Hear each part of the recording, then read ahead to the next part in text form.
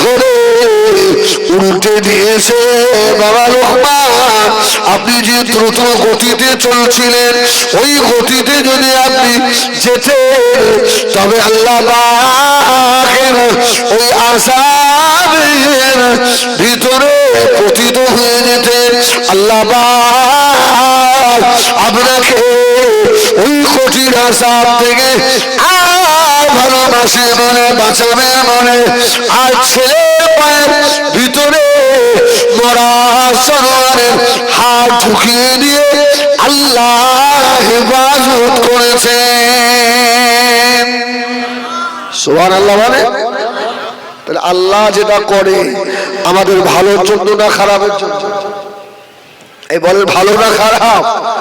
অনেক সময় দেখবেন আমরা খেপে যাই, কি রেগে যাই, আল্লাহর উপরে উল্টো পাল্টা বলি। আল্লাহ তুমি কি দেখতে পাচ্ছ না? আল্লাহ বলছে বান্দারে, তোরা যা অন্যায়